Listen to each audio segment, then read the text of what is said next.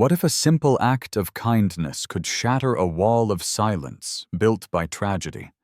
In a forgotten corner of a bustling city, a young waitress named Clara Evans served coffee with a side of quiet desperation, her own dreams on hold.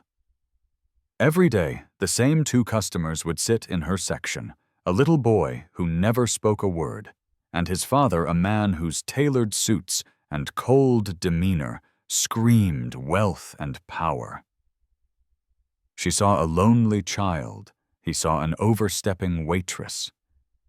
She was just trying to get a little boy to smile, but she had no idea she was about to unravel a heartbreaking secret that would lead to a confrontation with his millionaire father and a reaction that would leave her standing in the middle of the diner, crying her eyes out.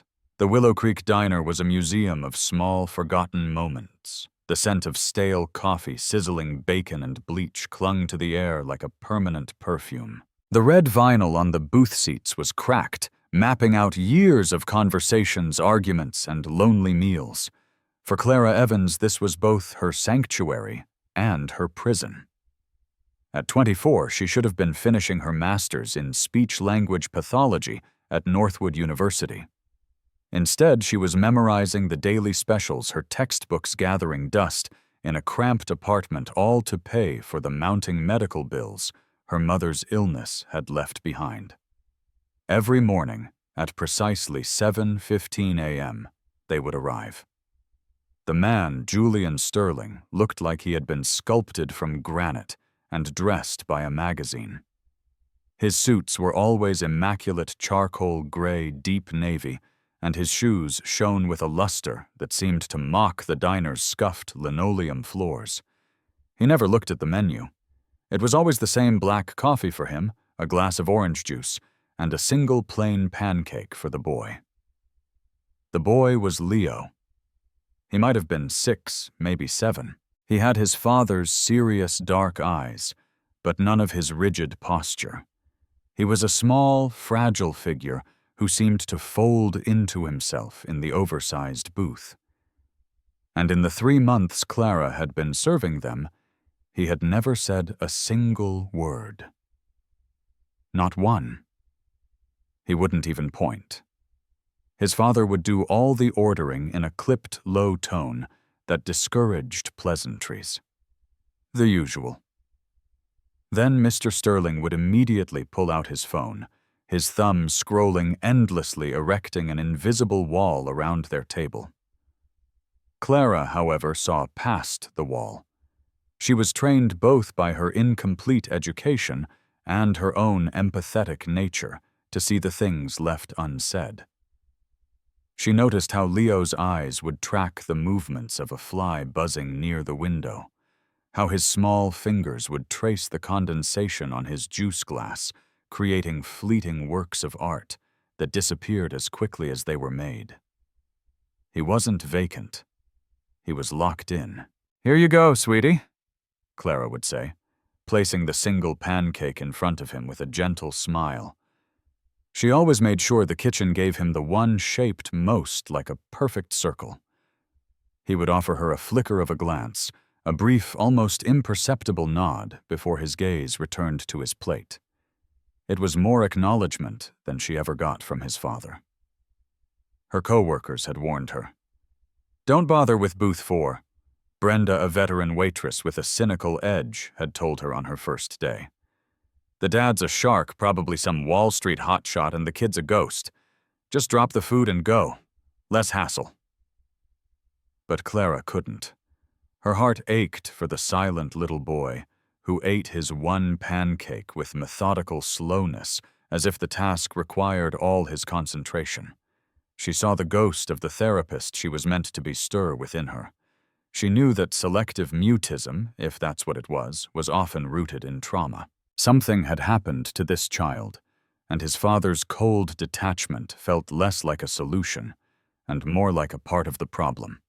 One Tuesday morning, Clara decided to try something. After dropping off their order, she returned a moment later with a small handful of crayons she'd bought from the dollar store and kept in her apron. She slid them onto the edge of the table next to Leo's placemat. "In case you get bored," she said softly, not looking at Mr. Sterling, who was already deep in whatever financial world existed on his screen. Leo's eyes darted from the crayons to her, then to his father. Julian Sterling's head lifted his gaze like ice chips. "That's not necessary," he said, his voice flat and dismissive. "Oh, it's no trouble. They're just crayons," Clara replied, keeping her tone light and breezy, refusing to be intimidated. She gave Leo a small conspiratorial wink and walked away, her heart hammering against her ribs. She felt his eyes on her back as she went. For the next 20 minutes, she busied herself at the other end of the restaurant, not daring to look terrified she had crossed a line. When she finally gathered the courage to bring them the check, she saw that the crayons remained untouched. Mr. Sterling placed a $50 bill on the table, a far too generous payment for a $12 breakfast, and ushered Leo out of the booth without a word. Clara's shoulders slumped in disappointment. But as she cleared the table, she saw it. On the back of the paper placemat, drawn in a shaky, hesitant hand with the blue crayon, was a small, simple drawing. It was a bird. It had a tiny beak and 2 stick-like legs. It was the most beautiful thing she had ever seen. She carefully tore it off, folded it, and placed it in her apron pocket. It was a start. It was a whisper in the overwhelming silence. The small drawing of the bird became Clara's secret treasure. She kept it tucked in her server's book, a tangible reminder that somewhere inside Leo, there was a voice waiting to be heard. From that day on, her mission became clearer. She wasn't just their waitress anymore. She was an archaeologist of silence, carefully brushing away the dust to find the world Leo had buried. Every morning, she would leave a fresh paper placemat and the small box of crayons at booth 4 before they arrived. Julian Sterling never acknowledged the gesture, but he stopped telling her it was unnecessary. His disapproval was a silent, heavy presence, but Clara chose to ignore it, focusing solely on the small boy who was slowly beginning to open up one crayon stroke at a time. The drawings started simple.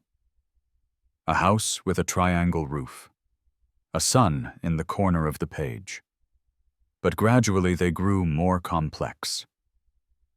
One day he drew a dog with floppy ears. The next morning, Clara brought in a small, worn copy of a children's book about a stray dog. She left it on the table with the crayons. "I thought you might like this," she said to Leo, her voice a gentle murmur. "The dog's name is Barnaby." Julian Sterling's jaw tightened. Clara could feel his stare burning into the side of her head, but she held her ground, her focus locked on Leo. The boy's tiny fingers reached out and grazed the cover of the book before his father cleared his throat, a sound like gravel grinding. "He has enough books," Mr. Sterling stated, not looking up from his phone, but the message was clear. "Stop this." "Of course," Clara said, her smile unwavering. "It's just here if he wants it." She walked away, her hands trembling slightly. This was a dangerous game. Mr. Sterling could complain to her manager, Mr. Henderson, at any moment. She could lose the job she so desperately needed. But when she returned to clear the table, the book was gone. She panicked for a second, thinking he'd thrown it away. But then she saw the corner of it peeking out from the side pocket of Leo's small backpack, which his father was now holding. He hadn't thrown it away. The next day, Leo's drawing was of a dog that looked remarkably like Barnaby, from the book chasing a red ball. Clara began to speak to Leo in a new language, the language of his pictures. "Oh, a dog," she'd say as she poured his father's coffee. "He looks very fast. Is he chasing a ball?" Leo would respond with a slight, almost imperceptible nod, his eyes wide and fixed on her face. "And a big yellow sun today," she'd comment another morning. "It must be a happy day in your picture." For that, she got a flicker of a smile, a tiny upward curl of his lips that vanished in a second, but sent a jolt of triumph through her. His father's presence was a constant storm cloud, but Clara focused on the sliver of sunlight that was Leo. The interactions became their ritual. Clara would comment on the drawing, asking simple yes or no questions. Leo would answer with a nod or a shake of his head. It was a conversation slow and painstaking, but it was theirs. She learned that he liked the color blue, that he thought cats were funny, and that he missed having a dog. One rainy Thursday, the diner was mostly empty. The rhythmic drumming of the rain against the large front window created a cozy, intimate atmosphere. Leo was drawing with unusual intensity, his brow furrowed in concentration. When Clara came by to refill his father's coffee, she saw the picture. It was a car. A bright yellow car. But it was drawn differently from his other pictures. It was scribbled and chaotic, with angry black lines drawn over and over the front of it, almost obliterating the yellow. Beside the car, he had drawn a stick figure of a woman with long, flowing hair. She was lying on the ground. A cold dread trickled down Clara's spine. This wasn't a happy picture. This was a memory.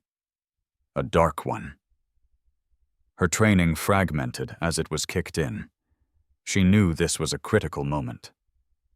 She knelt down beside the booth, bringing herself to eye level with Leo. His father was on a phone call, speaking in hushed, urgent tones, his back partially turned to them. "That's a very yellow car," Clara said softly, her voice barely a whisper. She pointed a gentle finger to the woman on the ground. "She's very beautiful. Does she have a name?" Leo's eyes filled with a sadness so profound, it made Clara's breath catch in her throat. He stared at the drawing, then looked at Clara. His lower lip trembled. He picked up the brown crayon and drew a simple halo above the woman's head. An angel. At that moment, Julian Sterling ended his call. He turned and saw Clara kneeling by his son. Both of them staring at the disturbing drawing. His face, already a mask of cold control, hardened into something else entirely. It was fury. "What are you doing?" He hissed, his voice low and dangerous. Clara stood up quickly, her heart pounding. "I was just admiring his drawing." "You've been paid for the food. That is the extent of our transaction." He said, his words precise and cutting. He stood up, throwing a $100 bill onto the table. "Leo, we're leaving." He took Leo's arm, not roughly, but with an undeniable finality. Leo didn't look back. As they walked out the door, the bell above it jangled mournfully. Clara was left standing by the booth, her eyes fixed on the chaotic drawing of the yellow car and the angel on the ground. She had gotten closer than ever before, but in doing so she had finally crossed the invisible line. She had a terrible feeling they would not be back tomorrow. The next morning, booth 4 remained empty. 7:15 a.m. came and went, then 7:30. By 8 homeward, a group of construction workers had taken the table, their loud laughter and boisterous talk filling the space that had for months been defined by silence. Clara felt a hollow ache in her chest. She had pushed too hard. She had scared them away. Brenda noticed Clara's frequent glances towards the door. "Looks like your little project is over," she said, a smug curl to her lip as she topped up the sugar dispensers. "I told you to leave it alone. Rich people don't like it when the help gets nosy." "They're not a project," Clara snapped back more defensively than she intended. "He's a little boy who needs help." "And you're a waitress, honey, not a therapist," Brenda retorted, walking away. The words stung because they were true. What right did she have? What qualifications she was playing with a child's delicate psyche based on 2 years of university lectures and a mountain of good intentions. Her anxiety only worsened when her manager, Mr. Henderson, called her into his shoebox of an office. Mr. Henderson was a man perpetually stressed, his tie always slightly askew, his face permanently etched with the worry of profit margins and health inspections. "Clara, shut the door," he said, not looking up from a stack of invoices. She did as she was told, her stomach twisting into a knot. "I got a call last night," he began, finally meeting her eyes. "From a Mr. Sterling." Clara's heart sank. This was it. The complaint. She was going to be fired. "Mr. Henderson, I can explain." "Save it," he said, holding up a hand. He didn't complain, not exactly. He sighed, running a hand through his thinning hair. He said that his son has formed an inappropriate attachment to a staff member and that he was considering finding another establishment for his morning routine. Inappropriate attachment. The clinical cold phrase felt like a slap. He said he appreciates the service, but wants it to remain just that service. No more crayons. No more books. No more conversations about drawings. You take their order, you bring their food, you give them the check. Am I understood, Evans? Clara nodded, her throat too tight to speak. "Look, kid." Mr. Henderson's tone softened slightly. "I know you mean well. I see how you are with the kid. But Mr. Sterling is a significant customer. The tips he leaves in a week are more than some people spend on groceries. More importantly, I don't want any trouble. He strikes me as the kind of man who can make trouble. So drop it, for your own good." "Yes, Mr. Henderson," she mumbled. She left the office feeling defeated. The one bright spot in her dreary, repetitive life was being extinguished. The connection she had forged with Leo, the trust she had built one drawing at a time, was being severed by his cold, unfeeling father. The following day, to her immense surprise, they returned. The air was thick, with a new unspoken tension. As instructed, Clara approached the table with her notepad, her practiced smile feeling brittle on her face. "Good morning. The usual?" she asked, her voice professional, devoid of its usual warmth. Mr. Sterling simply nodded, his eyes already locked on his phone. Leo sat silently, his hands in his lap. He kept glancing at her, his dark eyes filled with a confusion that broke her heart. There were no crayons on the table. There was no placemat for him to draw on. Clara brought their order and left without another word. She busied herself at the far side of the diner, polishing silverware, refilling salt shakers, anything to keep from looking at the small, lonely boy in booth 4. It felt like a betrayal. She could feel his gaze on her, questioning. "Why aren't you talking to me? Where are the crayons?" The silence in the diner felt different now. It was no longer a puzzle to be solved, but a wall she was forbidden to touch. The distance between her and their table felt like miles. A week went by like this, a painful, sterile routine. Clara did her job as instructed. She was polite, efficient, and distant. Mr. Sterling seemed satisfied, leaving his customary large tips. But Leo grew quieter, more withdrawn than ever. He barely touched his pancake. He no longer watched the flies by the window or traced patterns on his glass. He just sat there, a little ghost getting fainter each day. Clara felt like she was suffocating. Every instinct screamed at her to break the rules, to drop a crayon on his table, to ask him what he was thinking.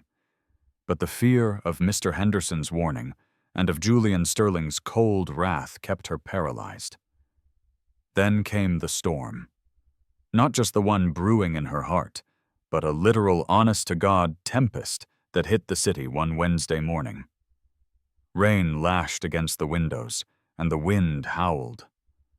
The diner was nearly empty, save for a few brave souls, and of course the occupants of Booth 4.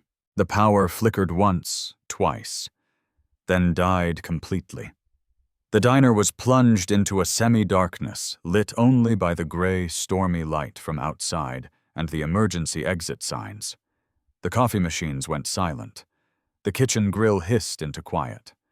In the sudden, unnerving silence, a small sound pierced the air. It was a whimper. Clara's head snapped up. It came from Leo. He was trembling, his small hands covering his ears, his eyes screwed shut. The darkness, the howling wind, the sudden change it had triggered something in him. Julian Sterling finally put down his phone. "Leo, it's all right. It's just a storm." His voice, meant to be reassuring, was tight with annoyance, but Leo didn't calm down. His whimpers grew louder, escalating into a sound of pure panic. He started rocking back and forth in the booth. Mr. Sterling looked helpless, and for the first time, Clara saw a crack in his icy facade. He wasn't just annoyed. He was lost. He had no idea how to comfort his own son. Brenda was trying to light candles. Mr. Henderson was on the phone, presumably with the power company. Everyone else was distracted. Clara knew with absolute certainty that this was a crossroads. She could follow the rules, stay behind the counter, and watch this little boy unravel. Or she could do what she knew in her soul was right. She grabbed a thick, unlit candle from the counter and her lighter. Taking a deep breath, she walked over to Booth 4, her heart hammering against the wall of her chest. She was walking directly into the storm. Clara approached the booth not as a waitress, but as the therapist she was meant to be. The dim, stormy light softened the harsh lines of Julian Sterling's face, revealing the sheer panic in his eyes as he tried in vain to soothe his son. "Leo, stop it. You're making a scene," he whispered urgently, his words a clumsy tool against a tidal wave of terror. Leo only whimpered louder, curling into a tighter ball. Clara ignored Mr. Sterling. She slid into the booth on Leo's side, creating a small, safe space between the boy and the cavernous, dark diner. She didn't touch him. She didn't speak to him. She simply sat, placing the unlit candle on the table. She took her lighter, and with a soft click-flick, a small, steady flame appeared. The warm light danced in the darkness, pushing back the shadows. She touched the flame to the wick of the candle. It caught, growing into a gentle golden glow that illuminated Leo's tear-streaked face. "Hello, light," Clara said softly, her voice calm and even, a quiet melody under the howling of the wind. "See? It's not so dark anymore." Leo's frantic rocking slowed. He peeked at the flame through his fingers, his breathing still ragged. Clara then did something from instinct, something from a half-remembered lecture on grounding techniques. She began to tap a gentle, steady rhythm on the tabletop with her fingers. Tap, tap, tap, tap, tap, tap. It was a simple, repetitive sound, a heartbeat in the chaos. "It's okay to be scared," she murmured, her voice meant only for him. "Storms are loud. The dark can be surprising. But right here in this little circle of light, we're okay. I am here. You are here. We are safe." Julian Sterling was staring at her, his mouth slightly agape. All his wealth, all his power, and he was utterly useless. He was watching a waitress with a $5 candle and a quiet voice do what he could not reach his son. Leo slowly lowered his hands from his face. His eyes were red and puffy, fixed on the candle flame. His trembling began to subside, his breathing evening out. Clara kept tapping. Tap, tap, tap, tap, tap, tap. She leaned in a little closer, her voice dropping to a conspiratorial whisper. "You know, when I was little, I was scared of storms, too. My mom taught me a game. We would listen for the thunder, and every time it rumbled, we had to name a type of dessert. The louder the thunder, the better the dessert. As if on cue, a low, distant rumble of thunder rolled through the city. "See that one?" Clara whispered. "That's a chocolate chip cookie thunder. Not too scary." Leo watched her, his expression a mixture of fear and fascination. "The game made the scary sound into something else," she continued. "It gave the power back to us." She looked from the candle to Leo's wide, tear-filled eyes. She remembered the drawing of the yellow car and the angel. The chaos. The trauma. His silence wasn't a choice. It was a prison built by fear. "Sometimes," she said, her voice thick with an empathy that came from a place of deep, personal understanding. "Things happen that are too big and too scary. They take our words away. They make us feel like we're all alone in the dark." She paused, letting the weight of her words settle in the space between them. She saw a flicker of understanding in his eyes. He knew. He knew she was no longer talking about the storm outside. "But the words are still there, Leo," she said, her voice now a fragile, hopeful thread. "They're just waiting. Waiting for a little bit of light. Waiting to feel safe." A huge clap of thunder cracked directly overhead, much louder this time. The entire diner shook. Leo flinched violently, a fresh wave of tears spilling down his cheeks. "Whoa," Clara said, her voice remaining steady despite her own startled jump. "That was a big one. That's definitely a 5-layer chocolate fudge cake with extra sprinkles thunder." She looked at him, a soft, encouraging smile on her face. And then she took the biggest risk of her life. She reached out and gently touched his small, clenched fist on the table. "It's your turn," she whispered. Leo stared at her, his little chest heaving. His eyes darted to his father, who sat frozen, a statue of stunned silence on the other side of the booth. Then his gaze returned to Clara. He saw no judgment in her eyes, no impatience, only warmth and an unwavering belief in him. His lips parted. A tiny choked sound escaped. He tried again. It was a struggle, like trying to turn a key in a lock that had been rusted shut for years.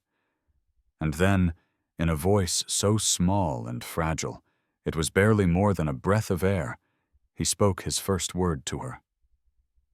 "Clara." It was a whisper. A tiny, perfect sound that cut through the noise of the storm, through the years of silence, through the suffocating grief that filled the space around them. He had said her name. The world seemed to stop. The rain, the wind, the distant sirens, it all faded away. There was only the sound of her name hanging in the air. Clara's eyes filled with tears. She squeezed his hand gently. "That's right." She choked out a sob of pure, unadulterated joy catching in her throat. "That's my name!" She looked across the table at Julian Sterling. He was staring at his son, his face ashen. The mask of control was gone, shattered completely. In its place was a look of such raw, agonizing disbelief that it struck Clara to her core. He looked like he had just seen a ghost, or perhaps heard one speak.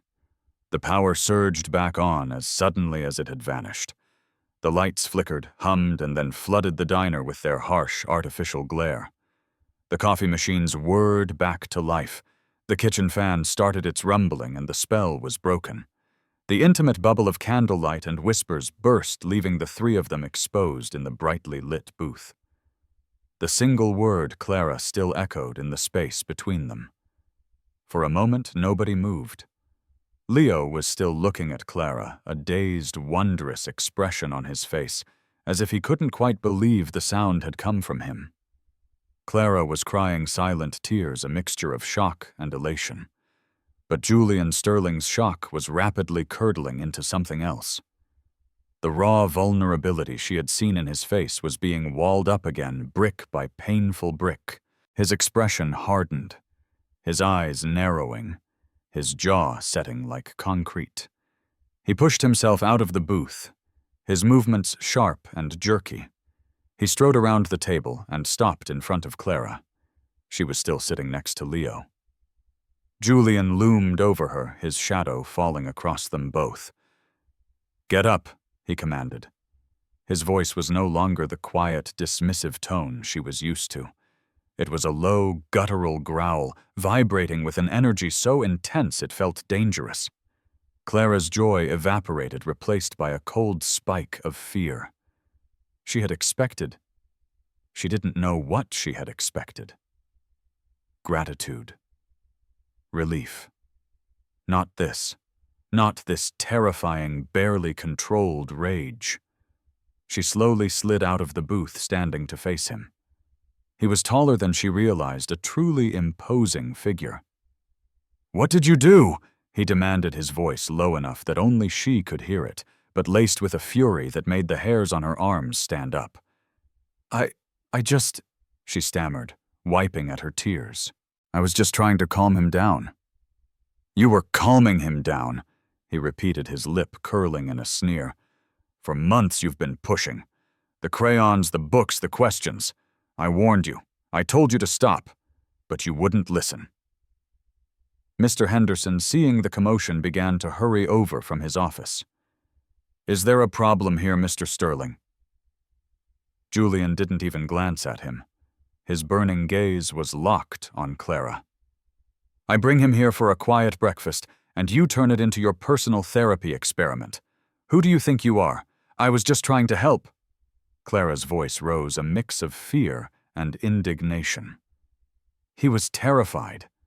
"Couldn't you see that he needed someone? He has someone!" Julian roared, his voice finally breaking its restraint, causing the few other patrons in the diner to turn and stare. "He has me. His father." "But you weren't there," Clara shot back, her own emotions boiling over. "You were on your phone. You're always on your phone, hiding in your own world, while your son is sitting right next to you, trapped in his—" The accusation hit him like a physical blow. He flinched, his face paling. Mr. Henderson stepped between them. "All right, that's enough. Clara, back to the counter. Mr. Sterling, sir, whatever the issue is, I'm sure we can—" "The issue," Julian interrupted, his voice dropping back to a lethal calm, "is that your employee has repeatedly ignored my requests to be left alone. She has interfered with my son, and I will not tolerate it any longer." He looked at Mr. Henderson, his eyes like chips of flint. "Fire her. Now. Or I will make it my personal mission to ensure this establishment is shut down by the end of the month. Do you understand me?" The threat hung in the air, heavy and absolute. Mr. Henderson's face went white. He knew, as Clara did, that this was not a bluff. This man had the power to follow through. He turned to Clara, his expression a mixture of panic and pity. "Clara, you heard the man. Get your things from your locker. You're finished." The words struck her with the force of a physical impact. Fired. After everything. After the breakthrough. After hearing Leo speak her name. It was cruel. It was unjust. Tears of frustration and despair streamed down her face. "You can't do this," she whispered, looking not at her boss, but at Julian Sterling. "Don't you see what happened here? He spoke. Your son spoke. Because you pushed him, you cornered him." Julian shot back, his face a mask of anguish and rage. "You have no idea what you've done. You have no idea the damage you may have caused." He reached for Leo, his hands trembling with rage. "Leo, let's go. We are never coming back to this place." But for the first time ever, Leo resisted. He pulled his arm back, shaking his head frantically. His eyes, wide with panic, were locked on Clara. And then he spoke again, his voice louder this time, more desperate. "Clara!" He wasn't just saying her name. He was calling for her. He was reaching for her. Julian froze, his hand hovering in the air. He stared at his son, then at Clara, then back at his son. The anger in his face began to war with a look of profound, utter confusion. The whole diner was silent, watching the drama unfold. Clara stood her ground, tears still flowing. She had lost her job. She had been humiliated. But Leo had called for her. In that moment, it was the only thing that mattered. She looked directly at the millionaire who had just ruined her life. "He's not damaged," she said, her voice shaking but clear. "He's grieving, and so are you." Julian Sterling stared at her, and the fury in his eyes finally completely shattered.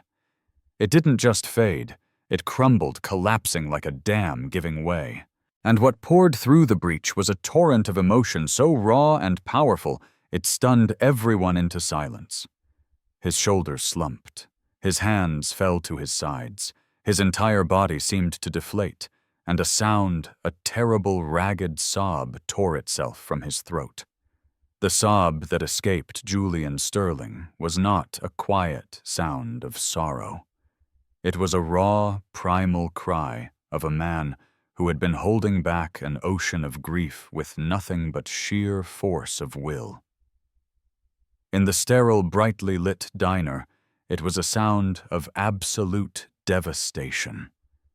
He staggered back a step, his hand flying to his mouth as if to shove the sound back in. His eyes, which had been so full of fire moments before, were now flooded with a pain so deep it was terrifying to witness. He looked at Clara, then at his son, who was still staring at him with wide, frightened eyes. The carefully constructed fortress of Julian Sterling, the millionaire, the titan of industry, had been reduced to rubble. "My wife," he choked out the words, fragmented, broken. "Her name was Clara."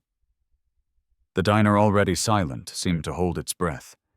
Clara felt the world tilt on its axis. His wife. The angel from the drawing. Her name was Clara. It all clicked into place with horrifying clarity. Leo hadn't just spoken her name. He had spoken his mother's name. The sound of it, unheard for so long, had been the key that unlocked his father's grief. Julian leaned heavily against the edge of the booth, his legs threatening to give out. She died. 2 years ago. His voice was a ragged whisper meant for no one and everyone. There was an accident, a yellow car. It ran a red light. He looked at Leo, and the story poured out of him, a confession born of desperation. Leo was in the back seat. He saw everything. He didn't have a scratch on him physically, but he hasn't spoken a word since that day. Not one word, until now. So Clara felt her own heart breaking for this man she had considered a monster. His coldness wasn't cruelty. It was a shell. His impatience wasn't arrogance. It was the frantic energy of a man running from a memory he could never escape. "Why here?" Clara asked, her voice barely audible. "Why this diner?" Julian let out a humorless, broken laugh. "This was her place," he said, gesturing vaguely at the worn-out diner. "Clara's, my Clara, she loved it. She said it was real. Before all the money we used to come here. She loved their pancakes. She said they tasted like childhood." He was torturing himself. Every morning he brought his silent son to the last place his wife had been happy, a constant, brutal reminder of everything he had lost. His phone wasn't a distraction. It was an anesthetic. Mr. Henderson stood frozen, his jaw hanging open. Brenda was peeking out from the kitchen doorway, her usual cynicism replaced by a look of pure shock. "The doctors, the therapists, dozens of them." Julian continued his gaze, unfocused, lost in the past. "The best in the country. They all said the same thing. Give it time. Don't push him. They filled my house with their useless techniques and their patronizing sympathy, and nothing. 2 years of absolute silence." He finally looked at Clara, her Clara. His eyes were filled with a desperate, pleading confusion. "And then you, a waitress, with crayons and a candle. You get him to speak in 3 months." He shook his head, a single tear tracing a path down his cheek. "When I heard him say your name, her name, for a second I thought I was losing my mind. I thought the grief had finally broken me." His anger, she realized now, hadn't been directed at her. It was the terrified, irrational rage of a man seeing a wound he thought was fatal suddenly show signs of healing, and he had no idea why. It was the fear of a hope he had long since abandoned. "I'm so sorry," he whispered the words raw. "I am so sorry." He wasn't just apologizing for threatening her job. It was an apology for his coldness, for his blindness, for his failure to see that her kindness was the one therapy his son truly needed. Clara was no longer crying from despair or humiliation. The tears now were for the shared grief in the room, for the broken man in the $1,000 suit, and for the little boy who had been carrying a burden far too heavy for his small shoulders. She took a step forward. "You don't have to apologize." Julian looked at her, his composure completely gone. "What am I supposed to do?" he asked, his voice cracking with helplessness. "I don't know how to fix this. I don't know how to reach him." Leo, who had been watching this exchange with an almost adult-like intensity, finally moved. He slid out of the booth, walked the few steps to his father, and did something he likely hadn't done in 2 years. He reached out and tugged on the sleeve of Julian's expensive suit jacket. Julian looked down at his son. Leo looked up at him, then over at Clara. He didn't need to speak. His message was perfectly clear. She helps. The fight was over. The battle was won. Julian Sterling finally knelt down, pulling his son into a fierce, desperate hug, burying his face in Leo's small shoulder. The sobs came again, but this time they were quieter, a sound of release, of surrender. Clara stood watching them, her own tears flowing freely. Mr. Henderson quietly tore up the pink slip he had been about to write. This was no longer about a disgruntled customer and an overstepping waitress. This was about a family beginning to heal in the unlikely sanctuary of the Willow Creek Diner. And Clara was the reason why. Her simple acts of kindness had done more than the best doctor's money could buy. She had given a boy back his voice, and in doing so, she had given a father back his son. The day after the storm, both inside and out, was unnervingly quiet. Clara didn't go to work. Mr. Henderson had called, his voice flustered, and told her to just take a few days on me. She spent the day in a daze, pacing her tiny apartment, the echo of Leo saying her name and the raw agony of his father's confession replaying in her mind. She felt suspended between the life she had and a future she couldn't possibly imagine.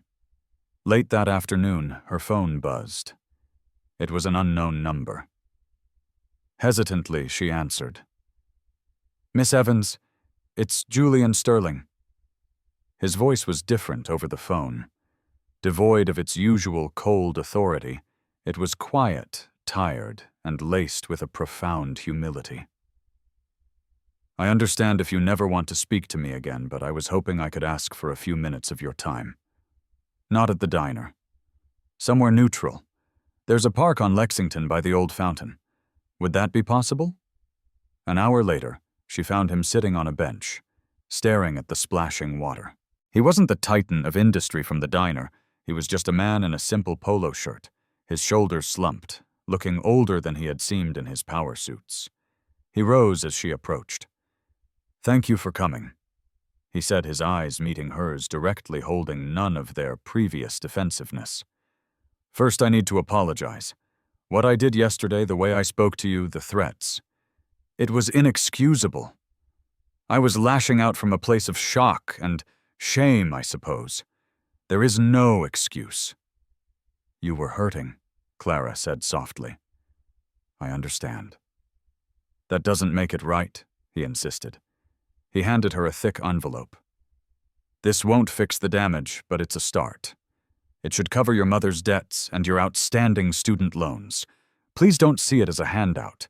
See it as restitution for my behavior and for services rendered that no therapist I ever hired could provide." Clara opened the envelope and saw the cashier's check. The number of zeros made her feel lightheaded. It was a sum of money that could fundamentally change her life. "I can't accept this," she whispered, her hands trembling.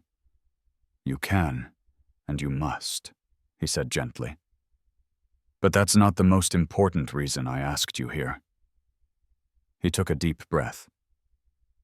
"After we left the diner, Leo wouldn't stop talking about you. About Clara and the candle. Last night he asked me if his mom sent you to help him. I've been so wrapped up in my own grief I haven't been a father. I've been a warden. You didn't just get him to speak Miss Evans. You showed him there was a way out of the dark. You showed me."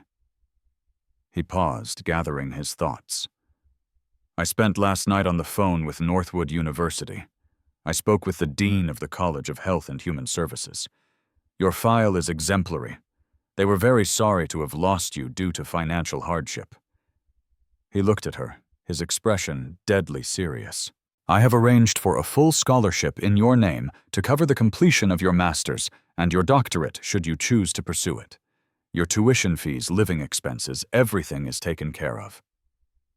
Clara sank onto the bench, her legs giving out. This was too much. A dream she had painfully packed away in a box was being handed back to her shining and new. "But I have a condition," he said, and her heart tensed. "It's a selfish one. I want to hire you, officially. I want you to be Leo's primary developmental therapist. You would work with a team, of course, a team that you would help me build. You would have every resource at your disposal. You would set your own hours. Your salary would be significant. But more than that, I need your guidance. I need you to teach me how to be the father he deserves." He looked away toward the children playing by the fountain. "I need you to help me learn to speak his language again." Clara looked at this powerful man, utterly humbled, offering her not just a job, but her entire future. She thought of Leo's small, trusting face and the sound of her name, of his mother's name, whispered in the dark. There was only one answer she could possibly give.